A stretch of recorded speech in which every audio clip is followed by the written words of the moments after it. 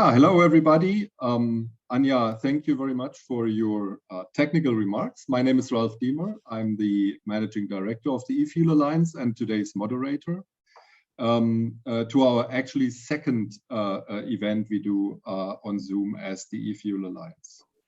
More choices, fewer emissions, why technology neutrality is key to achieving EU climate targets will be our subject for today.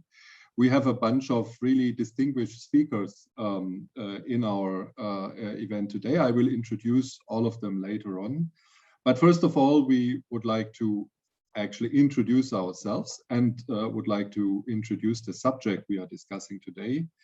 And for that, we have invited one of the members of our sounding board of the eFuel Alliance, which is Dr. Monika Griefahn, and I welcome her very much. Just some introductory remarks to her. She was a founding member of Greenpeace, actually, and served in the international committee or the international board of Greenpeace as first woman between 1984 and 1990. Between 1990 and 1998, she was Minister of Environment of Lower Saxony. Since that time until nowadays, she is a strong advocate for new energy policy, and she did that lastly in her function as Director for Environment and Society at TUI Cruises. We are actually very happy that she is a member of our sounding board, and she will get us a little bit deeper into the subject now. Please welcome Dr. Monika Griefahn. You have the floor. Thank you very much, Ralph Diemer, but I was with AIDA Cruises, not with TUI. Oh, I'm sorry. Okay, great. Yeah, thank you very much all for joining us, and I hope you will have a very interesting seminar. The deserts are growing, and we have heavy rains. We have all these problems already, which we discussed with the climate change. And that means it's not enough that we are aiming for reducing the emissions. It's not enough that we want to be climate neutral, but the goal must be to be climate positive. And in order to be climate positive, we have to get the CO2 out of the atmosphere. The aim must be to achieve the CO2 concentration of 1900 again in 2100. Today, we have a concentration of 420 ppm. In 1750, the CO2 concentration was 278 ppm, and then increased to 390 ppm in 2011 during the industrial age. The first 50 ppm of CO2 increase took over 200 years, with the next 65 ppm were achieved in just 35 years. So we have to recover CO2 from the atmosphere and must not limit ourselves to the goal of only slowing down the further increase.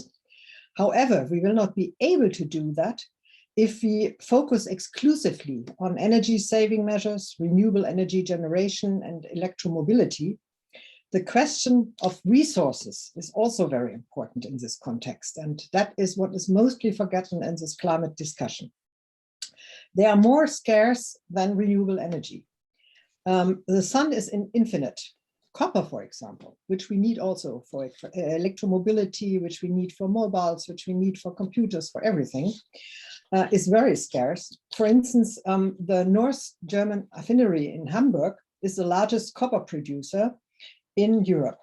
In the past, 35 kilos of copper could be extracted from 1 ton of ore. Today, it's just 1 kilo. And the occurrences are becoming increasingly rare. At the same time, there have never been so little copper recycling as today. Only a few items of use are being dismantled. Some batteries, but cables, but even in electric vehicles, it's not taken out again. Mostly that ends up in trash. Most substances, they are not recovered today. And the production is a real problem which we have today as well. It's not only transport, it's not only heating, it's not only energy production.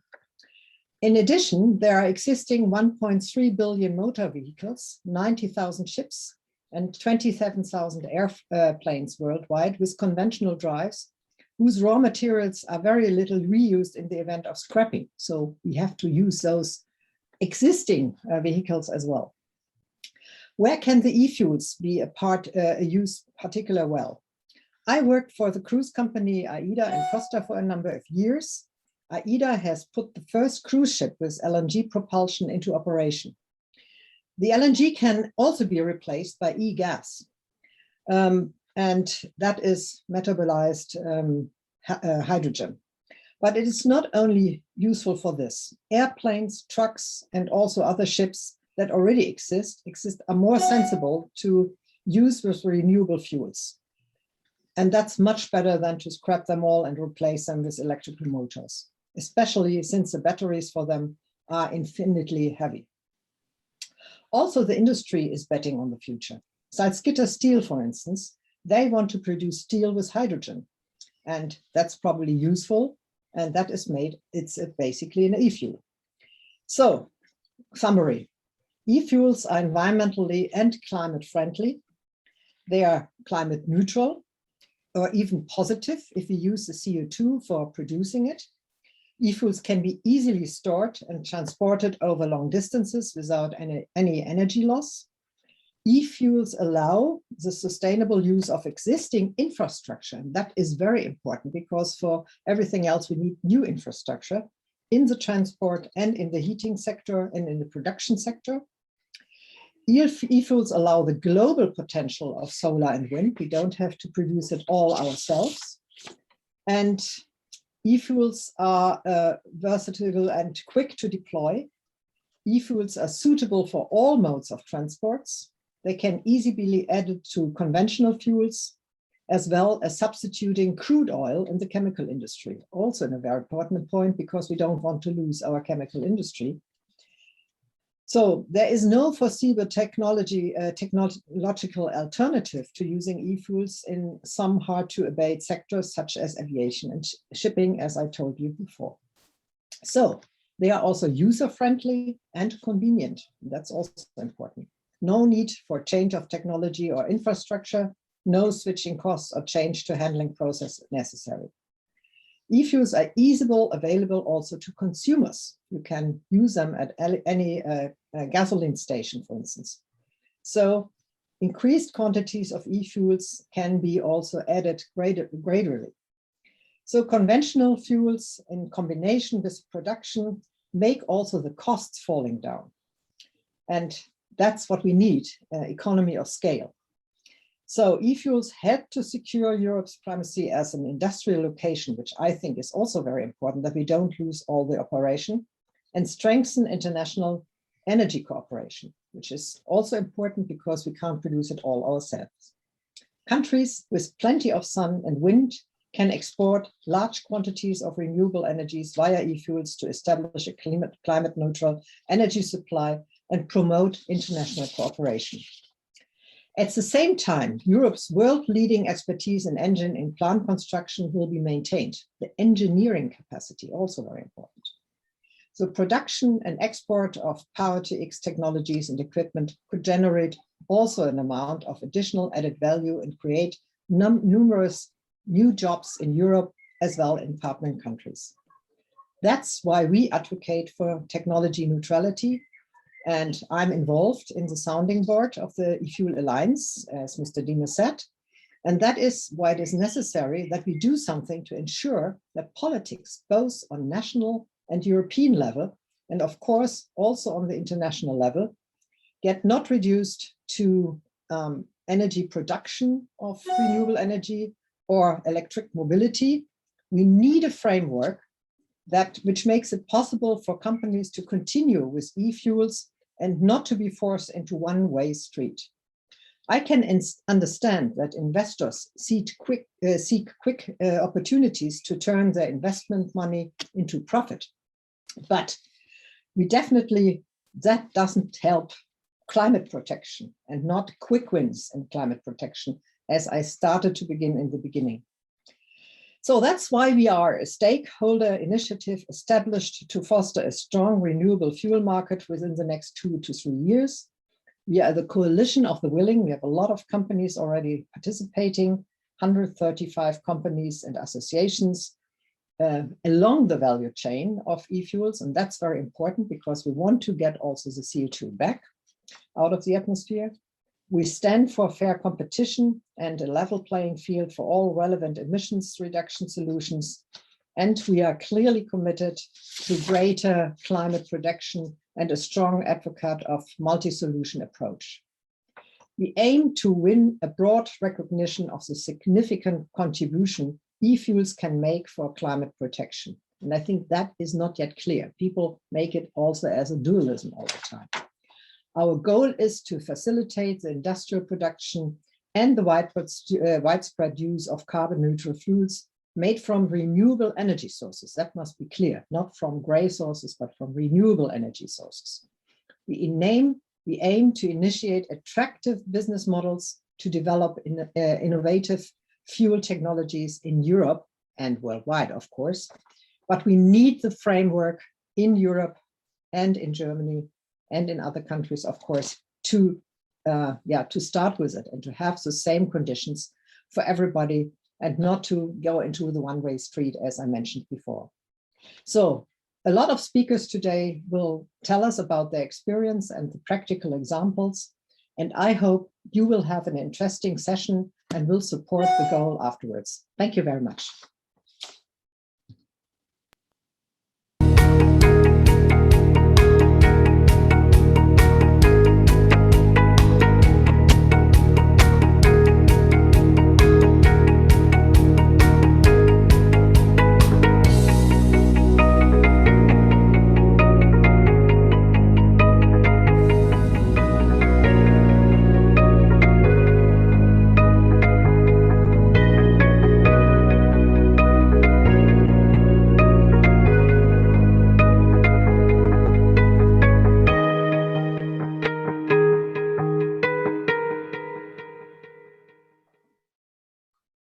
Yeah, thank you very much, Dr. Griefahn, for your introductory remarks. And sorry again for my mistake about the cruise line. So from now on, I promise I will know it. Before we start to dive into deeper into our subject, we want to hear a quick intro by a voice from politics. Of course, the European Parliament will be having a major role after the 14th of July when the Commission brings up its Fit for 55 package.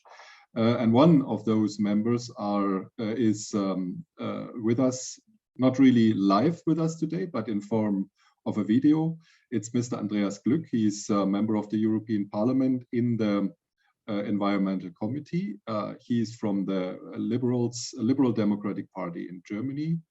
He's coming from South Germany, Baden-Württemberg, where he served for 8 years in the regional parliament before he joined the European Parliament since 2019. And he would like to give us some additional thoughts of himself about technology neutrality. Andreas Glück, please. Dear Mr. Diemer, dear ladies and gentlemen, thank you very much for the invitation to speak on today's event on technological neutrality. When Mr. Diemer asked me if I want to participate in this event, it was clear to me that it would be some sort of a home game for me as a German liberal. I go for this video outside to show, kind of like a symbol, how much I care about the environment. And I'm convinced technology neutrality is one of the key demands, and so it is really important to me as well as to the Free Democrats to achieve the EU climate targets. The Fit for 55 package will be published by the Commission on July 14th, and it promises us an intense autumn in Brussels. The most important thing is that we do not lose our primary goal out of sight: creating a framework to foster markets that enable our industries, our businesses, and our society to transform towards circularity, reduced resource use, and ultimately, of course, climate neutrality. And I am sure all that we can manage without undermining competitiveness, well-being, and prosperity. My principle for this reform agenda is clear. We need a market-based, scientifically sound, and technology-neutral toolbox instead of too many regulation details. From a liberal perspective, the less red tape, the less bureaucracy, the better. Technological neutrality is of essence here. Political know-it-all attitude does nothing for the climate. Some parties are acting as if they can already say today what the technologies of tomorrow will be. The favorite technological children should be pushed, and everything else taxed or preferably banned altogether. That is wrong. We need framework conditions. No favorite technological children or stepchildren. We need openness. And we already have a tool for this. We liberals are convinced that the European Emission Trading System, ETS, is the right instrument, and it must be expanded to all the other sectors under debate, inclusively the road, transport and buildings. With the reduction of CO2 certificates, the CO2 price will rise, and then the best and cheapest technologies will prevail. These efficient technologies will then be used worldwide. This is good for our value creation, and it is the precondition for real climate protection. Flexibilities between the sectors and member states should be maintained. They say in the southern part of Germany, where I come from, people try to save money all the time. So coming from Baden-Württemberg, I say as some sort of a specialist, let's save where it hurts us the least. The climate challenge requires all options of low and zero emission vehicles with a variety of powertrains. Direct electrification and an efficiency principle is important, but I doubt that direct electrification will solve the challenge alone. E-fuels can be produced where renewable energies are cheap, and they can be traded globally with the already existing infrastructure. This enables the decarbonization of the existing fleet, and we are talking about 1.1 billion cars. At the same time, we can keep and extend our technological leadership and the jobs for skilled people all over Europe. For us German liberals, low and zero emission alternative fuels have the potential to be a key technology in the future. Not only in transport, but also in the wider sector-coupled energy world. They are highly energy dense, they're storable, and they can be used with already existing infrastructure. We have to work on the Renewable Energy Directive, RED, and the Alternatives Fuel Directive, AFID, to ensure a level playing field between those technologies. And we must be careful that we don't kill solutions which are not even there yet. So, for example, we should not seek for additionality of green power for hydrogen, no double counting of directly used electricity, not just taking a look at the tailpipe. Instead, we must go for a life cycle framework. For the further course of your event, I wish you all the best and interesting exchange of ideas on technology neutrality for today. With the best wishes, yours, Andreas Glück. Yeah, thank you very much, Andreas Glück. That was a voice from the Liberal Party. In the upcoming time, we will see a lot of other voices from different political actors in our events.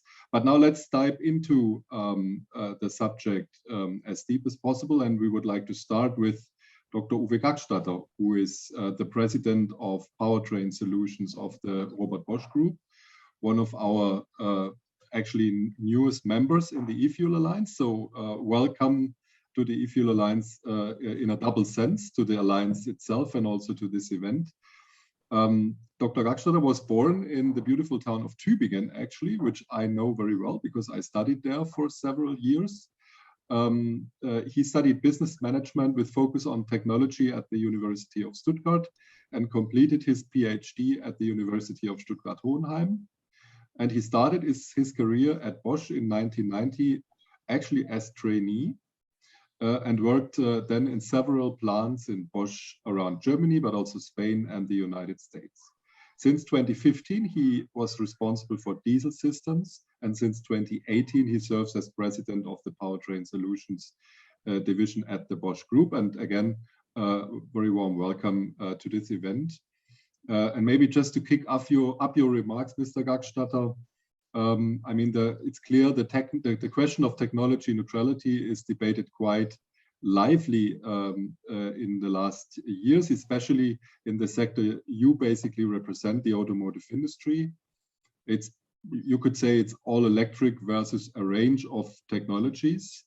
And the major question behind this is, of course, how we achieve the ambitious climate targets at all.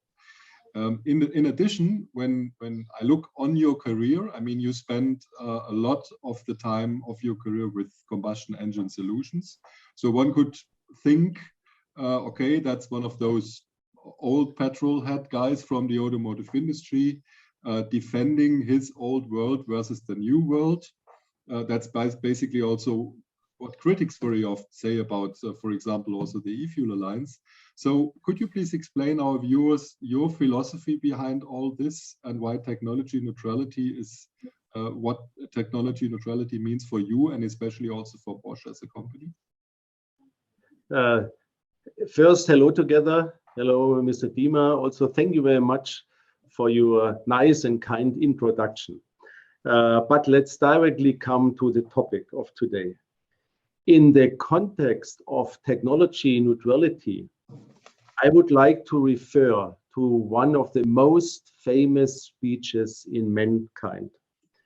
Perhaps some of you remember the speech of former US President John F. Kennedy. In his famous speech, "We will put a man on the moon," he spoke about the expected challenges and the difficulties of such an adventure to bring a man on the moon. Nevertheless, he gave all the engineers in the US a clear target to put a man on the moon, and it was before the end of the 60s of the last century. But he did not specify the technology to be used, and certainly not the fuel for the rockets. Why I'm saying this? A lot of people believe that the big challenge of CO2-free neutrality can be solved with prohibitions, like a ban of the internal combustion engine.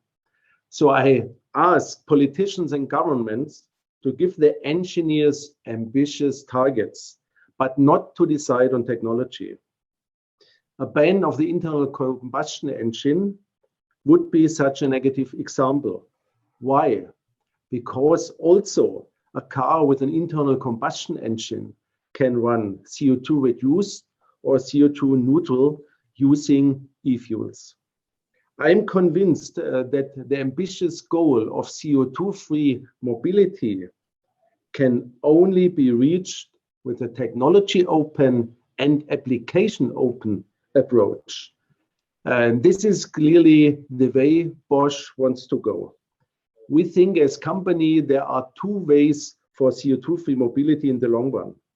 So we have up to 100, if we have renewable energy, it means if we have enough electricity, then let's go in the direction of mild hybridization, plug-ins, battery electric vehicles, or even fuel cell electric vehicle if we have enough hydrogen available.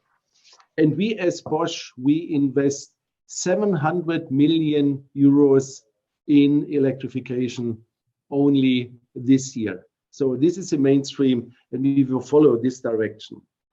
Because this is a preferred solution for pass cars and most probably also for light commercial vehicles. But it's heavily depending on the driving profile and the use case. Because if it comes to long haul, we heard already, aviation, if it comes to vessels, also if it comes to cars, to the so-called sprinter class, then most probably the battery electric solution is not the one-size-fits-all solution. Here we see a big potential for e-fuels. And therefore we ask everyone to support the eFuels Alliance and to work in this direction. And please, everyone should not forget that we have already a huge fleet on the road on this planet. If we count also all the trucks, for example, we don't have not only 1.1 billion vehicles, what Mr. Glück already mentioned, we have more than 1.4 billion. And with CO2 reduced fuels or e-fuels, we can contribute to the target of CO2-free mobility. all combustion engines can already run with a diesel blend fuel like R33. It's diesel fuel, is a biodiesel that is composed 33% of biogenic fuel and the premium quality diesel fuel of 67%. Or already there is blue gasoline available. In both cases, we can reach a CO2 reduction of 20% immediately. And this kind of fuels are also already available. So I think, again, we have to be technology neutral to reach these ambitious targets for mankind to allow CO2-free mobility. And within my company and my division, thousands of engineers are working exactly in this direction.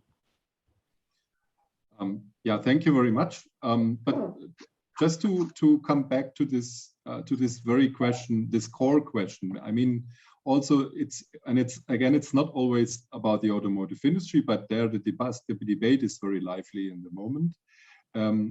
You have a lot of people around, not only from NGOs, saying basically, why should we do this different set of technologies, having also different sets of infrastructure, which of course causes additional investments. If we have actually the one alternative available, then it would be maybe much easier for industry to plan. If politicians just say, okay, just do one technology and that's it, everybody knows the direction where he has to go and where to invest. Why is this not sufficient in your view?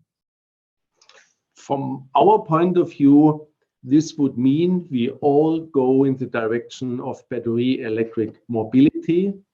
And I mentioned this already, but also at the beginning we heard this, with battery electric mobility, we will not solve the whole topics. We heard about in the beginning about copper, that we would need to use a lot of copper, and most probably this is not available for a worldwide fleet of more than 1 billion vehicles. This is one thing. Second thing, I refer to the speech of John F. Kennedy, because it's such an ambitious goal. We still cannot rely only on battery electric vehicle, despite the fact that also my company, that we are investing heavily in battery electric mobility. This is perhaps the best solutions for cars, for example, in the cities, if the infrastructure is available. But there are so many other applications where we need an alternative. And I would like to bring also a new aspect to the discussion. E-fuels can be produced where no one wants to live. It means where the sun is shining more or less the whole day, where also the conditions for mankind are not very good to live there. But we can use all this energy to produce e-fuels at the end of the day. And I think it's also important that we give, for example, countries like the states, Saudi Arabia and others who are already exporting oil, that we give them also an alternative, because to save this planet and to avoid the climate problem, we have to leave the oil and the coal in the earth. But we have also to give all these countries and companies alternatives. And I think we have the best opportunity to tell them, please produce e-fuels, because we need energy storages anyhow. Yeah, thank you very much. By the way, I just want to underline that, of course, all of you can ask questions under the F&A, and there is just one question popping up from Mr. John Tong, who I would like to pass over to Mr. Gackstatter right away. He is saying, quote, "My fear is that due to the value attached to BEV automakers, predominantly Tesla, this is clouding the judgment of many in the industry and is making it harder to be technology neutral. Pure BEV automakers are also on trick ponies and rely heavily on this technology winning. How can we compete with this view and refocus them on all technologies that can decarbonize transport and, important point for Bosch as well, improve air quality in urban areas?" I think first of all, because Tesla was mentioned. Tesla, the company, was really a game changer if it comes to battery electric mobility. And this is one thing, but we work already together also with other car companies. For example, there's a startup in North America who would like to bring fuel cell trucks on the street using green hydrogen, for example. So also other game changers will pop up. And from my point of view, we will see really good technology with regard to battery electric vehicle, with regard to what is necessary for the truck segment. And we know already that also some of our customers today are working on a hydrogen powertrain. It means hydrogen engine where we burn H2 in the engine. So we will see all kind of powertrain solutions, because take perhaps one very easy example. If you think about off-road machinery, about excavators, how can an excavator work with battery electric power? Because the job of an excavator is perhaps first to start to bring then at the end electrification to a new city or to a new plot, land plot. So he needs something different. What does the excavator needs? He needs e-fuels or the hydrogen engine. So we have so many applications, and I can only repeat what I said at the beginning. Only if we are technology open and application open, then we will solve this big challenge for mankind, the CO2 neutral mobility. Yeah, thank you very much, Mr. Gackstatter.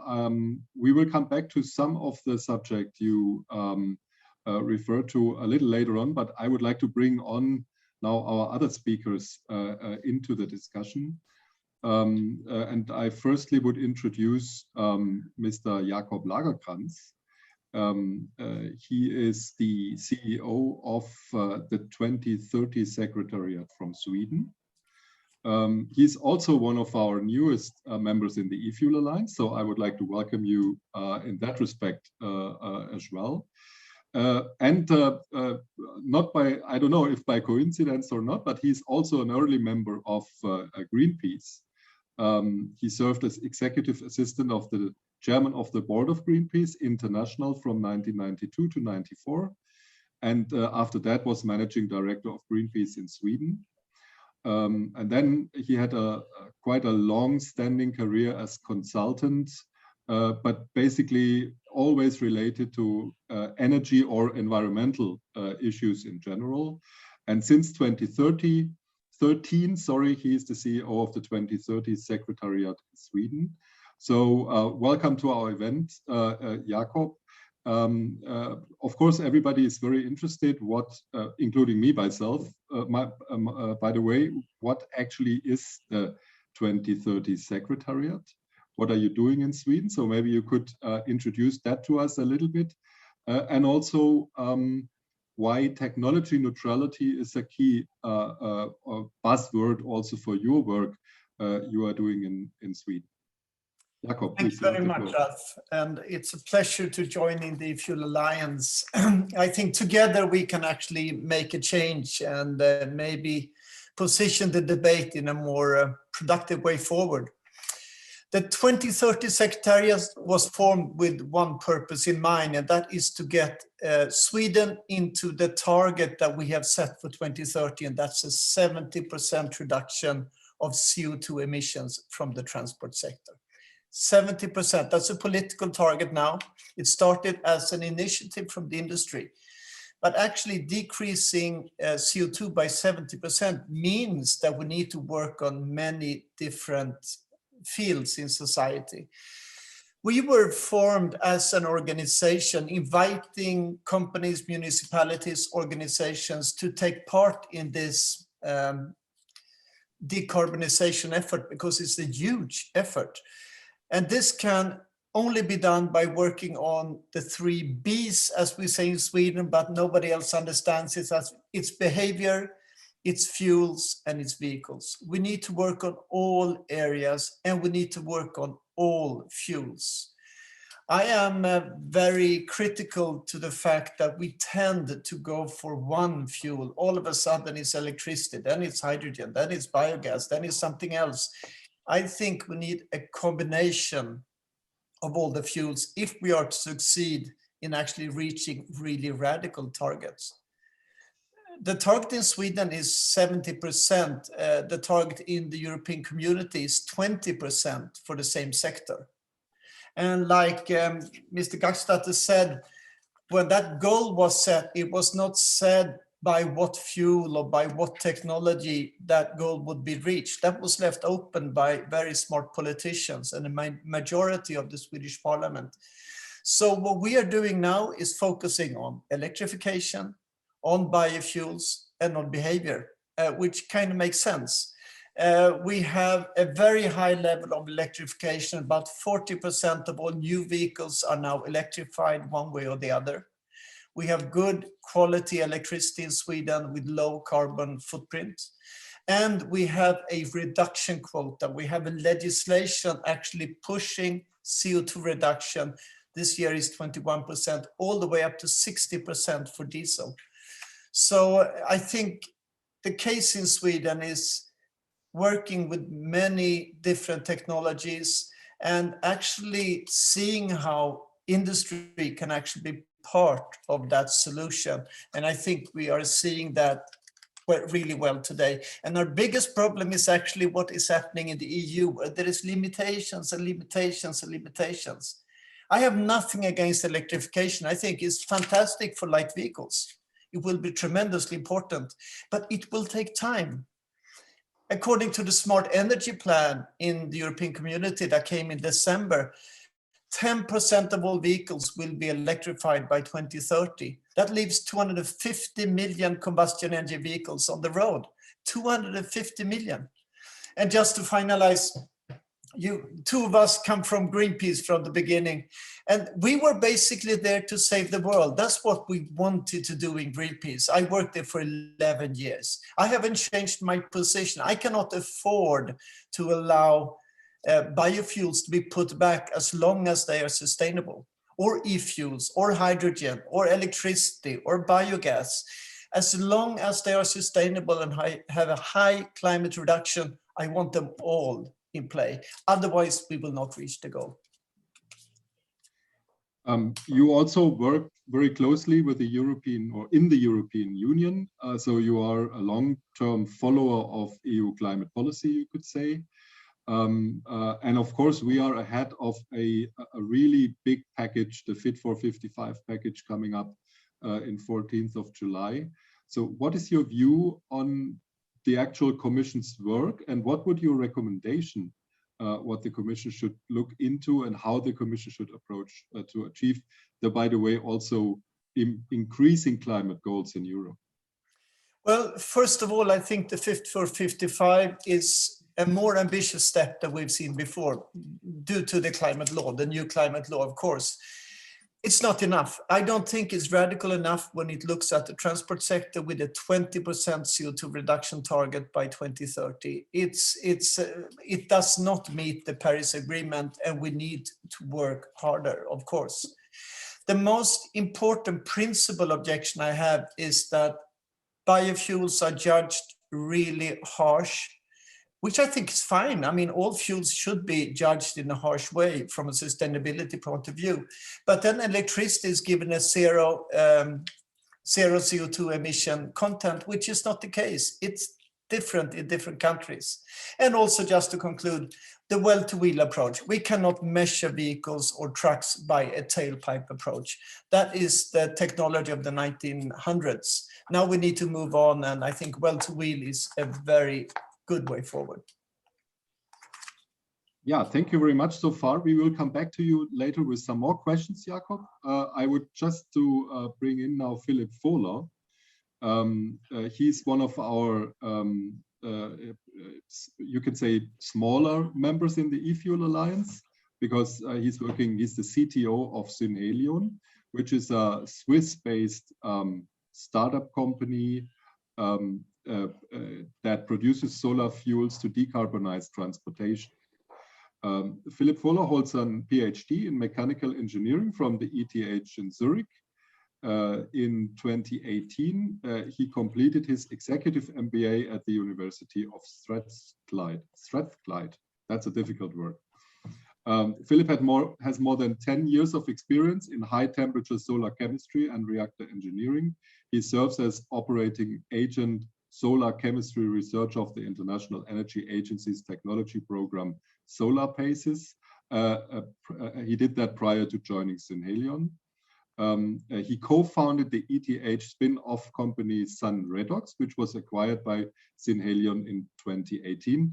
Welcome in the eFuel Alliance, and especially also to this event. As I said, Synhelion is representing one of our highly innovative startups, and I like these kind of presentations because we simply show that e-fuels, the value chain of e-fuels is highly innovative. I think that's one thing we really need to point out. But could you just explain the audience a little bit what exactly Synhelion is doing and why technology neutrality is important for you as innovator?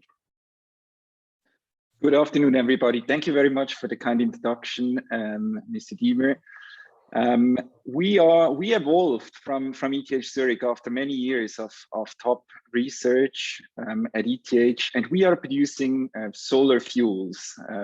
It's a special type of e-fuels, and we call it solar fuels because we use high temperature solar heat to drive the production process. We are not using electricity. This has some major advantages. Solar heat is probably the most abundant and cheapest renewable energy source you can find on the planet. We can provide solar heat at below €1 per kilowatt hour. If we add cheap thermal energy storage, we can provide renewable energy 24/7 for the process at below €2 per kilowatt hour. So the energy input is really crucial for scaling up the technology, and it's really crucial to reach acceptable production price. We have further advantages. We use deserts instead of arable land. So the land we are using is not used for any other purpose. It's not used for agriculture. It's also not used to live there. So it's really, the land is really available, and our processes reach the highest efficiency possible, which again reduces land cost and price. We have successfully demonstrated our technology and produced the world's first truly CO2 neutral fuel from just air and sunlight. This is a bottle of CO2 neutral methanol produced in the city center of Zurich. Okay. The ingredients are sunlight and air, nothing else.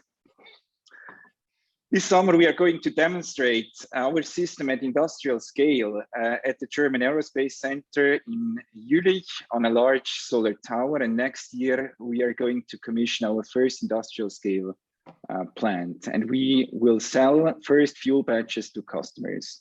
By 2030, we target a production capacity of 700,000 tons of synthetic fuels, which is about 50% of Switzerland's jet fuel consumption. And by 2040, we target 40 million tons, which is 50% of Europeans' jet fuel consumption. So why is technology neutrality important for us? As innovators, we are really focused on solving problems and solving problems of customers. So providing sustainable and also viable solutions to customers. And we are not so much focused on legislations or rules and so on. So this is an issue for us. So we try to provide a solution which is based on solid science, which reduces substantially greenhouse gas emissions, which can be incorporated into the business models of customers, for example, airlines. But then it's a problem for us if the legislation and the whole framework is complex. We might end up that our solution doesn't fit in a certain policy framework, although it makes a lot of sense. So for us, it's really important that the framework is simple and that it's open in terms of technology, in order to be flexible and free in the development of the solutions. Yeah, thank you very much. That's very interesting indeed. Maybe I can just add one question also coming from the audience, which would be, I think, fitting perfect to your what you just said. The question is, which country or countries would be the best position to produce e-fuels on a large scale? Maybe you can elaborate your view in that respect a little bit. Yeah, so we need a lot of, so for our approach, we need a lot of sunlight. The more sunlight we have, the more fuel we can produce. So for us, within Europe, the Southern Europe is very attractive. So the south of Spain, south of Italy, south of Greece. Worldwide, again, it's basically the desert areas. So North Africa, South Africa, Australia, Chile would be probably the best in the world. California, China has areas. So you find all over the planet, you find suitable locations for our approach. All right, and maybe one last question, because that's quite a technical one in this round.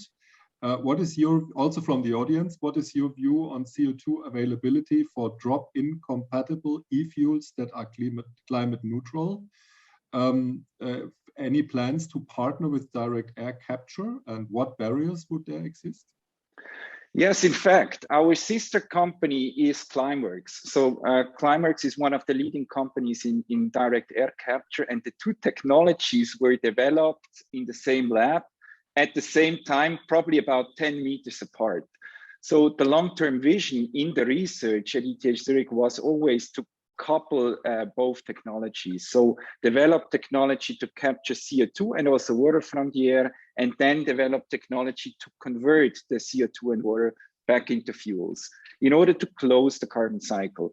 So we are working quite closely with Climeworks to integrate CO2 air capture. However, I think also in terms of CO2 source, we need to be open, because at the moment, air captured CO2 is quite expensive still.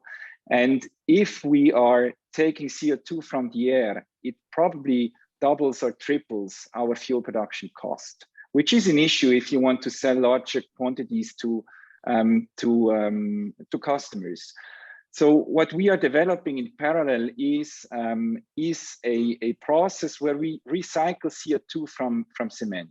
We are partnering with Cemex, one of the largest cement manufacturers in the world, and we intend to reuse the CO2 from the cement manufacturing, especially the part which is intrinsic with the CO2 production. So which does not stem from the burning of fossil fuels, but which stems from the chemistry itself. So which cannot be avoided.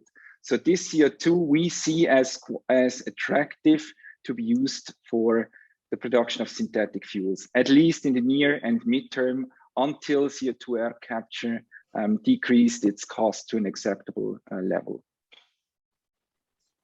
All right, thank you very much so far. We will come back to you later in the discussion, because some more questions are coming up.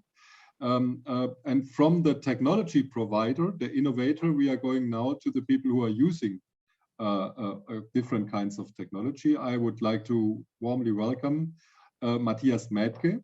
Matthias is Advocacy Director of the International Road Union, which represent actually broadly and globally the logistic providers worldwide, no matter if they use trucks, buses, cars, or bicycles, or even other modes, but you can refer on that, of course, a little more if you wish. Matthias holds a master degree in political science, media, and communications, and worked for 10 years in the energy and vehicles business before he joined IRU. With IRU, and that is how we met each other quite closely in our previous functions. He started as head of the Brussels delegation and is now located for IRU in the headquarters in Geneva, dealing with, as I said, global advocacy. So Matthias, from a logistic chain point of view, so to speak, again, also to you, the question, I mean, for you members, wouldn't it be the easiest way to make a law which gives all providers the certainty that they have to use one technology in the future? Because then they only have to invest into one technology.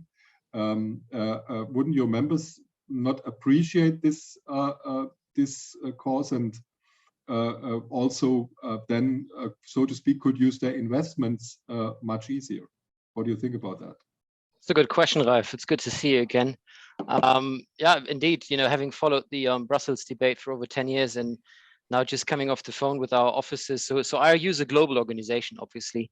And I've just also touched base with our office in Washington and Beijing this morning to ask again, also our members there, what they think about the topic. And, the same message keeps coming back. It has to make sense. I mean, we are representing over 3.5 million transport operators, Ralf, providing mobility and logistics services in over 80 countries. And carbon neutrality or technology neutrality linked to that is obviously, as the title of the event says, about choice. And our industry is about choice. We always say we have 10 different customers and we need 10 different use cases to basically meet the objective. I'm always wondering if everyone in the discussion considers why we use diesel in our industry, which is a liquid fuel. It has a high energy content and a high energy density. There is about 65 million heavy commercial vehicles around the globe. Europe just accounts for less than 10% of those. We are using 1,500 billion liters of diesel every year. Our fleet renewal rates, which is about 10% on average, basically means if everything would be zero emission at the tailpipe, fleet renewal takes you into, we just looked and made a few calculations on this, would take us into 2080 at least. And I don't need to tell you that the impact on zero emission at the tailpipe in our industry, in the commercial sector, by 2030 is basically zero. It's ineffective. So we need something fast in order to tackle decarbonization effectively and quickly. So just looking at the fuel is so natural. It's just so normal. Of course, it would be great if there would just be one technology that people could buy. But I think there are the first products now announced in Europe and being made available to our members with for urban distribution or urban logistics. We will have to see where the discussion on hydrogen will take us. But and people tend to forget that, particularly in Europe, it's quite a funny debate. And I can talk to you in a second as well about China and the United States. These three geographies basically represent over 60% of the global activity in our sector. So it's quite important to take into account what's going on there. Europe is always saying our trips are on average less than 150 kilometers. That's maybe true from a quantity point of view, but people tend to forget, Ralf, that the majority of the emissions, so the logic is actually reverse, 75% of our emissions are generated long haul. So we really need urgently a solution for that. And I just like to insist the law of physics. Yeah. Again, why is it diesel? If you just take energy density and you know that the electricity you can store in a battery, which is nothing else than a tank, is 18 times lower than basically in a liter of diesel, or the energy content of a kilowatt hour of basically electricity is 120 times lower than diesel, I don't need to tell you where the problem lies. So if you want range, you need more batteries. If you want range, you have to basically liquefy hydrogen in order to come closest possible to what liquid fuels can produce today. And even that will not get you that close. So we just can't trick the law of physics. We're buying over 20,000 trucks a day, globally speaking. So what you're supposed to do with all of these vehicles? And I think, clean fuels and low carbon fuels, zero carbon fuels are just a very good and smart way of doing it. A heavy commercial vehicle is not a car. And I thereby really hope also in your discussion in Europe that the European Commission is waking up to the reality and is not making a historical mistake to basically continue to do everything to please tank to wheel emissions, because as my friend Jakob has said, it's completely wrong. I mean, if we want effective decarbonization, you look at the entire thing. If you only want to police the system, you continue as you do. But we know where the well-to-wheel emissions of electricity and hydrogen today stand, and there is lots of homework to do. Just for the IRU, we've just launched, and I stopped there for a second to take more questions as well, Ralph. We just launched some weeks ago our Green Compact 2050, which is our pledge as an industry, our commitment. It's a collective agreement on the destination to reach full decarbonization by 2050. We have a big launch event of this on 24th of June, and we'll also come forward with a working program. But complementing what Jakob said, I agree, behavior fuels vehicles, but for us, there is more than that. It's more complicated. It's about more efficient operations. It's basically transporting more people, more goods with less vehicles. So there's an element there. It's about digitalization. It's about the driver, so the training element as well. Decarbonization is so complex. And I don't need to tell you and remind everyone that Europe is not living in an ivory tower. I mean, there's other things happening around the globe, basically. So, Ralph, I know you had a follow-up question in mind, but but talking from the ivory tower, actually, that brings me right away to the European Commission. I don't know why this came into my mind, but I mean, you are also a long-time follower of EU politics. And especially the climate policy, both of you followed the last 10 to 12 years very closely. And if you, I mean, set aside that the Green Deal project itself it's a huge effort, and it's also a huge chance, because actually all relevant regulations are coming on the table now and will be discussed broadly. But how is your take into account what you just said, and also considering the global situation your members are in and facing? How is your take on the current situation in the European Commission and in the work on the European Commission right now? I think our industry globally looks for pragmatism, and there doesn't seem to be much of pragmatism right now in the political debate in Europe, at least. I mean, I can tell you what's going on in China, and everybody is now trying to basically do what China is doing, or basically be faster than China. I mean, the National Development and Reform Commission of China just launched its plan in May, just now, on a 3-step approach to go to carbon neutrality by 2060. And they are going to carbon neutrality only after 2031. How come? They allow for a further increase of emissions and have as a first step the peaking of emissions. And that is basically getting the electricity generation, which is based on coal, under control in this decade. So they aim for carbon neutrality by 2060, while in the years 2031 to 45, they, and I quote, look for reducing carbon emissions by focusing on increasing the use of renewable energy production and storage to gradually replace fossil fuels. So I just, looking at it from the outside, China seems to be pragmatic. I mean, they're just doing all of it. You know what I mean? I remember very, very well as well, and Jakob may remember that too, when the EU talked about LNG in 2012 for the first time. China already had 400,000 trucks on the road. So these guys are just doing everything. I mean, the entire EU fits twice into China or the United States. And the average trip that one of our trucking companies would be doing on average, again, in China or United States, is between 500 to 800 kilometers. And there are even trips stretching much more than that. So you need to find a way to basically enable operators, and it's about enabling operators to do their job for society. And we have to do that every day. And also in the United States, I mean, fortunately, obviously, there is now literally some new energy injected into the debate with the Biden administration. I mean, that's obvious. They had a discussion about bridge fuels and so on. At the moment, we have to see where the debate goes. And there is, of course, California and other examples that we know that also now put forward a zero-emission vehicle mandate discussion on commercial vehicles for tailpipe starting or kicking in 2025.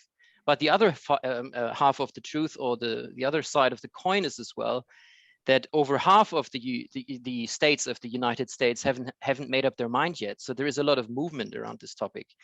Long story short, the EU is at the moment, I would say, well, not at the moment, it's been going on for a while, obviously, but they're quite stubborn, it seems, when it comes to focusing on tailpipe. And I hope somebody will ask, I'm actually expecting a question on, yeah, but the energy efficiency. I think somebody, I'm just checking, somebody already asked about it, yeah? Will come up, yeah. If you allow me just one sentence on this one, Ralf, yeah? Sure. I mean, you can see it already from SUVs and plug-in hybrids. I mean, the moment you put too many batteries on the car and you go on the motorway, the efficiency goes south. It means absolutely nothing. You basically have an electric engine, which is the most energy efficient engine in the world. That's undisputed, but it has one problem. It needs a catenary, an overhead wire, separate discussion. But what I'm trying to say is, can you imagine what happens when you put a fully loaded truck on the motorway to go 800 kilometers of distance? We have to be very, very logical in our thinking and our approach here. And has somebody made the math? I was just thinking before the call, Ralf, how many liters of diesel or fuel is being sold at an average petrol filling station? And I think on a good normal day, you can sell liters of fuel amounting to 800 megawatts or 1000 megawatts.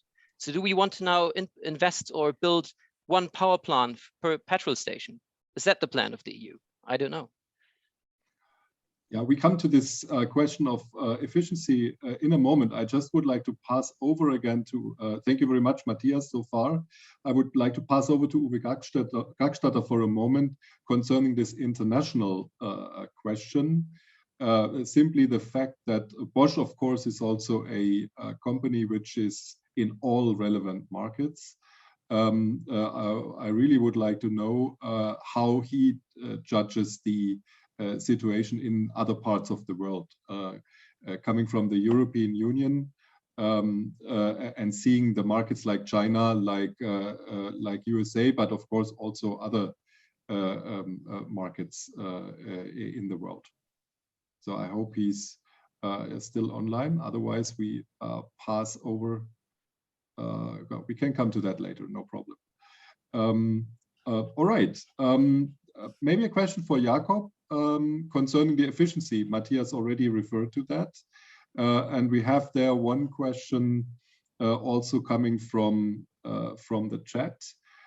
So this argument, which is this point, which is always made, that direct electric use cases are always more efficient than e-fuels, simply due to the fact that you need to produce the e-fuels first, and of course you lose, you need a lot of energy, and of course you lose also energy on the way.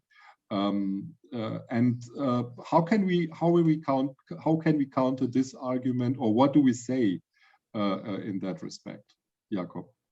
Well, I think we heard very well that when there is a surplus electricity, and if there is a surplus of energy in one area and you can't do anything with it, let's produce something else from that extra potential, because sometimes we have problems transferring electricity. That's no big secret. And I think what we need to do is look at different applications for the different fuels. I would say that electricity for a distribution truck in a city could be a very good solution. Let's not put one good against another good, but then if you want to go with a long haul truck 1,000 kilometers in a day, it's not a good solution. Then you need to use something else. So it's just that we are so narrow when we feel that there has to be the same solution everywhere. And I think for production of e-fuels, it's if you have an abundance in one place for a short while, that's where you use it. And Philip pointed out Northern Africa, could be other places, but we have the same thing in certain areas where there's lots of wind, certain areas in northern Sweden with lots of water, hydro, etc., etc. So let's be smart and pragmatic. Maybe Philip, you want to add to that? Yes, I completely agree. We believe the future energy market will be diverse, and this is the case already today. We don't have just one technology providing all the electricity, for example. We have a variety of different technologies, and this will be the case in the future. You should apply the technology where they best fit. As Jakob said, in Northern Europe, it will not be solar energy. It will be hydro, for example, or wind. but in the desert, it might be, it's most likely solar. So we need to use all the different technology and all the resources available to meet these ambitious goals.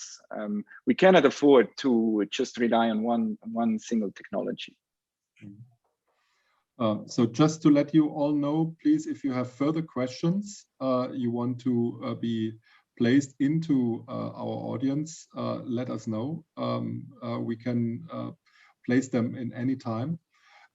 Maybe we should go a little bit deeper into our or your wishes concerning the Green Deal proposals coming up in 1 month, basically. There will be most likely a proposal on energy taxation, for example. I just put in some buzzwords. There will be a proposal on the Renewable Energy Directive. There will be proposals on the CO2 regulation for cars and vans.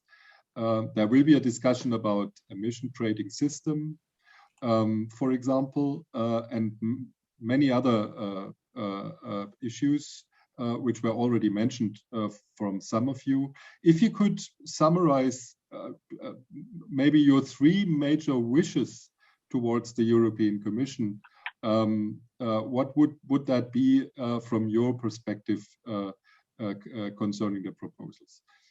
I don't know, maybe Matthias, you would like to start? Yeah, thank you, Ralf. The first that comes to mind is obviously not to put aside all the good work that has been started and discussed over years. I remember very, very well all the hard work in the expert group on sustainable transport fuels, which actually led to the AFID directive. Yeah, and it was really a work and an exercise that I remember very vividly that took place over years. So going now back to the Commission and basically questioning the entire AFID, or asking for deleting targets or any sort of, this discussion is not advisable. It doesn't make sense. I mean, otherwise the work of many stakeholders over many years would have been wasted. But we did suggest at the time also as IRU to consider hydrogen, where the member states have not been willing to look into it. I think it's again exactly as Philipp said. Where do you use those fuels? Yeah. And I know that ASEA is, I think, also listening to the debate, and we continuously talk together, but why would you ask for high power charging stations on the TEN-T network or for longer distances when we effectively do not know if it will do the job for long haul? And hydrogen could be a more interesting option, while at the same time doing something for e-fuels. So the AFID is not the main legislation for e-fuels, but e-fuels need, and that's the second wish, a strong and good proposal on the energy taxation directive. It's basically about a carbon price, a high carbon price. So we always ask as IRU, are you in favor or against including transport in the emission trading system? And we always say it's not about being in favor or against, it's about the level of ambition of the carbon price. Because as long as the EU is discussing carbon pricing just to make fuel more expensive, you will penalize operators, and that will mean you will penalize yourselves, because we have very low margins. Fuel for price for the fuel goes up. Basically, the price of all the products that we deliver and everything, the shirt that you're wearing, the water that you're drinking, everything will go up. So we need to find and challenge the member states of the EU as well in terms of energy taxation, and allow themselves for a paradigm shift whereby basically low carbon fuels or zero carbon fuels are not taxed. But for this, you need a high carbon price in the energy taxation directive to deprioritize the taxation on energy content. Because e-fuel, zero carbon fuel, has a very high energy content, which is again very good for our business because we require energy. But why would you earn money on something which you have to bring to market by adding a high tax because we have the wrong system in place? So again, we need to revise the energy taxation directive. And obviously, I don't need to tell you that the third wish is that the CO2 standards need to include a component there. And we have, and that's not a surprise or a news for you, but IRU has been one of those over 222 or whatever organizations that co-signed the initiative of eFuels, of the eFuel Alliance on the crediting system, which is a good idea to add a well-to-wheel element to the debate. All right. Jakob, what are your 3 major wishes? Well, I think Matthias has said them all, because we are pretty much aligned in this discussion. We've followed the debate over the past few years. Let's not invent something new. Let's build on what's there. Fit for 55 package, it's in some aspects is going in some ways in a good direction, in some ways. Energy taxation is, of course, very important, and taxing the fossil fuel content would be an interesting way forward. But I want to add something a little bit aside from your question, because we are all in agreement. Mostly men, we are all in agreement, and we say basically the same things. But there is this other group of people that I used to work with in Greenpeace, and that is what we call the green NGOs, who for some reason are promoting a completely different perspective. We need to talk more. I would say that pushing only for electrification, I have nothing against electrification, pushing only for electrification and going against biofuels, e-fuels, new fuels, is basically supporting the fossil fuel industry. I don't want to support the fossil fuel industry anymore. I want to support the fuel industry, providing the new technologies for the market with less climate impact. Yeah, that's a very good point. Actually, we invited those NGOs to our event today. They didn't make it so far, but we keep trying, and I promise that we will be in a close dialogue with them as well, because we are fully aware of the situation that, of course, we need to bring everybody on board at the end of the day. And of course, I hope also of your help a little bit in that respect. Maybe a question again to Mr. Gackstatter, sorry.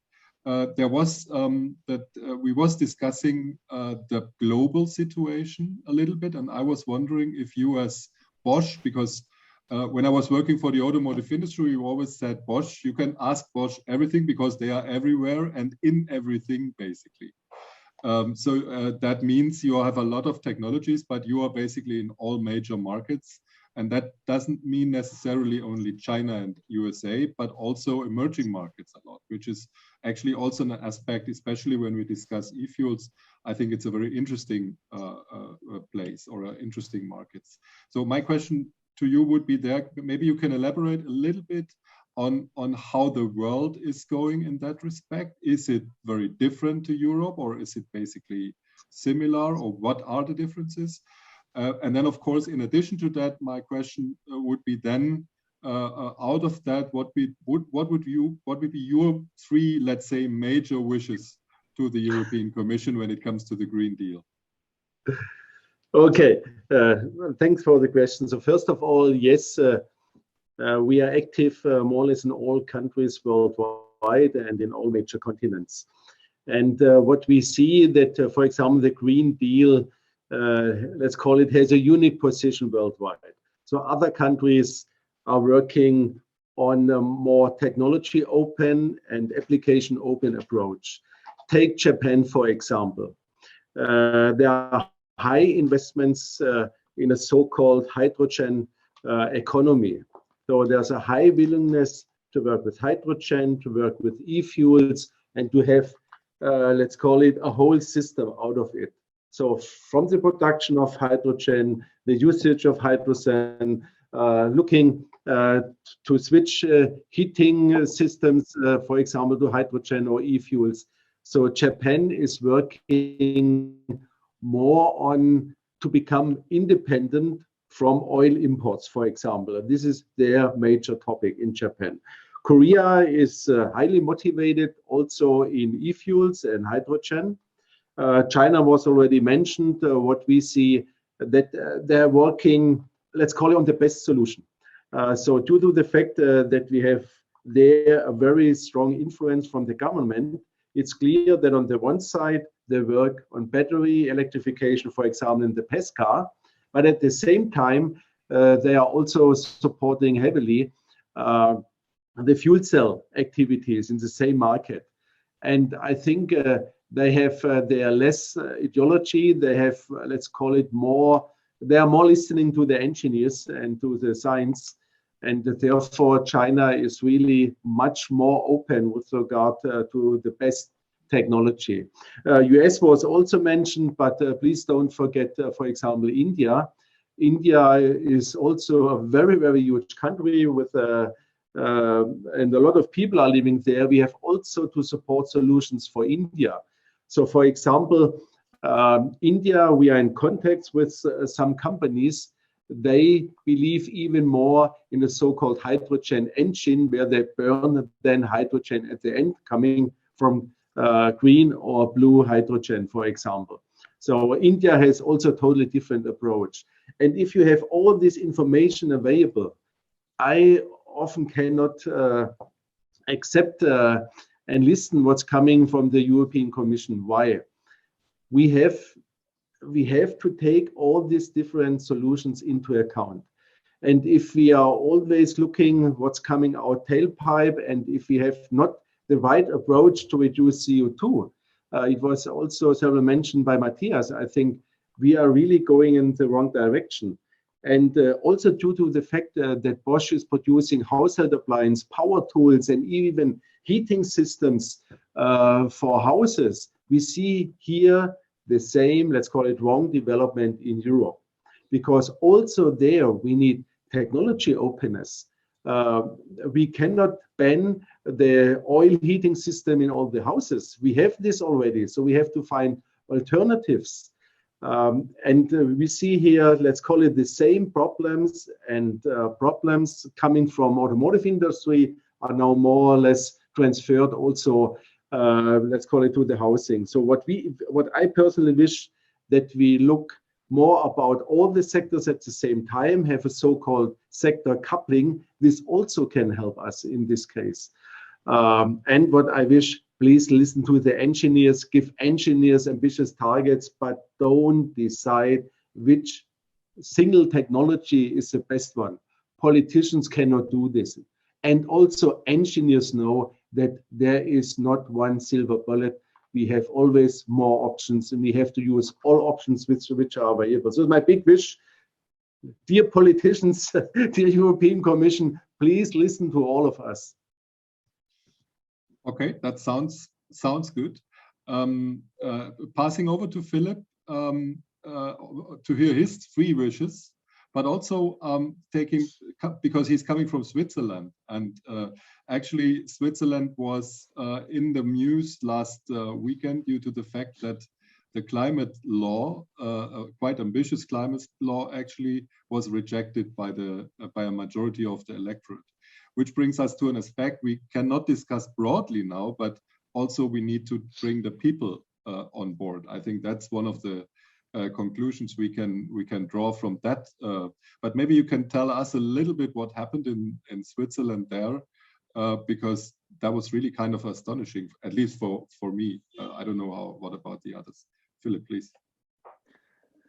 Yeah, thank you. So regarding the CO2 law vote, I think it was in the end a too complex package of different components. For example, it was foreseen to have a tax on airplane tickets. So each airplane ticket would have been taxed between 30 and 120 Swiss francs. This would flow into a climate fund. Also some other components, like for buildings and road transportation fuels, are taxed higher. Part of that money which is collected goes back to would have been distributed back to the people by lowering insurances, for example, and part of it would have been invested to promote new technologies, especially in the aviation sector. So for us, this would have been a great opportunity to roll out our technology. But I think in the end the topic was just too complex, too many inputs, and people didn't understand what it was about. And just were afraid of much higher costs. I think people here in Switzerland are willing to invest into lowering emissions, into new technologies. So I think the topic is not from the table. We need a new approach, a little bit more time to package differently and simpler, in my point of view. Regarding my wishes, I fully agree with the previous speakers, and I would tend to go a little bit further. I would actually say it should not only be technology open. I think we should actively support diversity of technologies. So we support that we are developing a broad set of different technologies, which are brought to the market by different players. So a functioning market needs diversity. Otherwise, just one technology, one large supplier, this is not going to be a good market. It's a monopoly, which will be inefficient. So we need to promote faster diversity. Technologies should be looked at based on their maturity level and also on their long-term potential for solving the issues. It should not only be that the most mature technology should get all the benefits and should be promoted.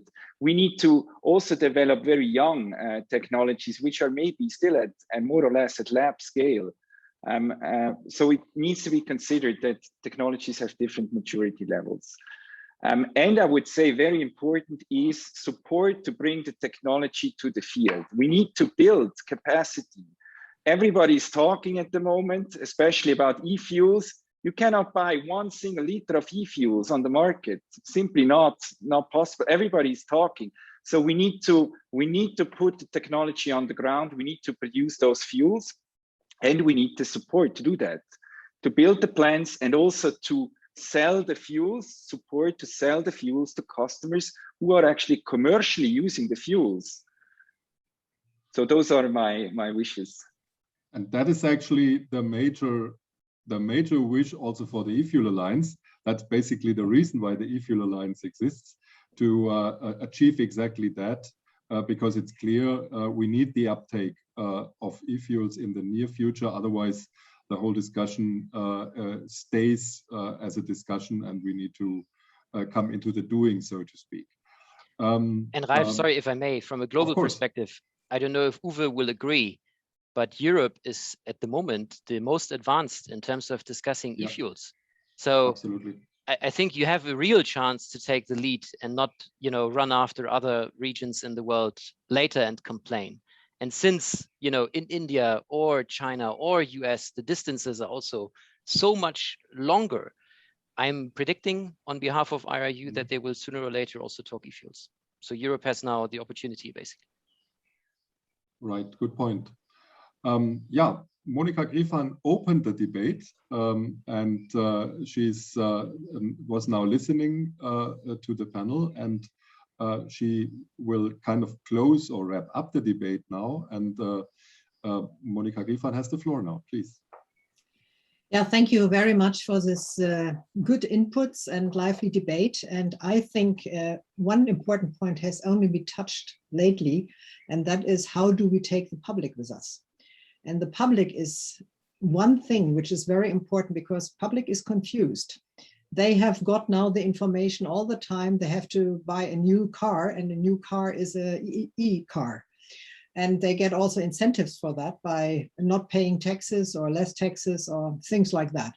So what I think is very important, that we need also a very active public work, and that we need also to get some NGOs joining us, not only Jakob with his NGO, but others, because at the moment I see something like a dual discussion, that there is good ones who are forcing electromobility, and there are the bad ones who want to keep the old ones because they want to keep the old industry with oil and so on, and don't understand that we're talking about what Philipp also said, completely different set of fuels in a way, and there are many of them. And I want to come back, but people have not understood yet that we have to get the CO2 back. And that's very important, because most of the people only think we have to put less into it in the future, but that is not enough. We have to get it out to have a survival, and that the earth regenerates. And I think if we can make that more clear, and we have to think about campaigns together, and to build really alliances. And I think the Alliance is a good start to do that. And thank you so much that a lot of people have participated, and probably they will bring the word forward. And we have to do a lot of work also for the politicians, but also for the normal public to do that. Yeah, on that note, thank you very much for these remarks, and thank you very much to all of you from our speakers to participate and to bring this interesting input forward. We will continue with that because actually this event is part of a larger campaign we are doing since 1 month. You can follow us on LinkedIn or Twitter as well. So exactly, we try to do to bring forward our points and our information to everybody, because we really believe that e-fuels should and have to be a part of the solutions. And we have 135 members now from very different angles of the value chain of the e-fuels, which actually show that we can provide solutions, and that is actually something we really need to bring forward. So thank you all. We are on 16:28 now, so it's a perfect, timely ending of the event. Thank you very much. Definitely our next event will be on the 19th of July, when we want to discuss the proposals of the EU Commission, which come up in 14th of July, the Fit for 55 package. But if you follow us on social media or in other ways, you will be aware of that. Thank you very much, and have a very good day and a very good week. Bye-bye. Bye-bye. Goodbye.